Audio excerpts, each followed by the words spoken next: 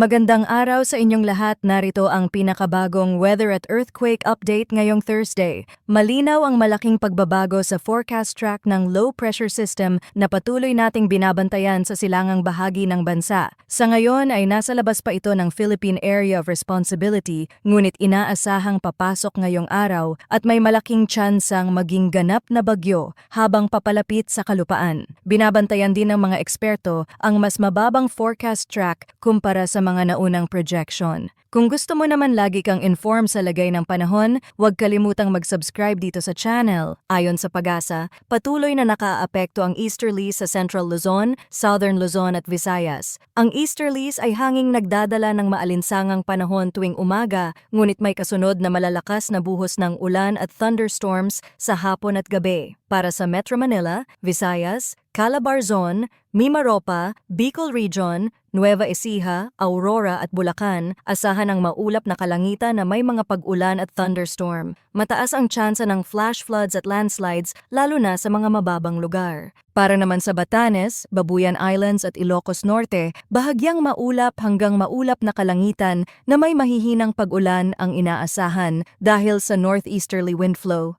Kahit mahina lang ito, maaari pa ring magdulot ng abala lalo na kung may kasabay na localized thunderstorms. Sa natitirang bahagi ng Luzon, bahagyang maulap hanggang maulap pa rin ang kalangitan at posible ang biglaang ulan. Sa Mindanao, inaasahan ang localized thunderstorms sa hapon at gabi, kaya hindi dapat maging kampante lalo na sa mga lugar na madaling bahain. Batay sa pinakabagong datos mula sa International Weather Models, mas malinaw na ngayon ang galaw ng sistema. Kung noong una ay hati ang forecast sa pagitan ng Taiwan at extreme northern Luzon, ngayon ay halos nagkakaisa na ang mga modelo na bababa ang track ng sistema at mataas ang posibilidad na direktang maapektuhan ng paparating na bagyo ang northern Luzon. Ngunit dapat pa ring tandaan na maaari pa itong magbago sa mga susunod na araw, kaya't hindi dapat magpabaya ang mga nasa Central Luzon at karatig na rehiyon. Kasabay ng pagbabantay sa bagyo, patuloy din ang aktibong galaw ng fault line sa bansa. Ngayong madaling araw ng October 16, isang magnitude 4.7 na lindol ang naitala sa kanlurang bahagi ng Zambales. Ayon sa PHIVOLCS, nasa karagatan ang epicenter at naramdaman sa Pampanga, Bataan at Tarlac. Walang inilabas na tsunami alert, ngunit pinayuhan ang publiko na maging alerto sa posibleng aftershocks.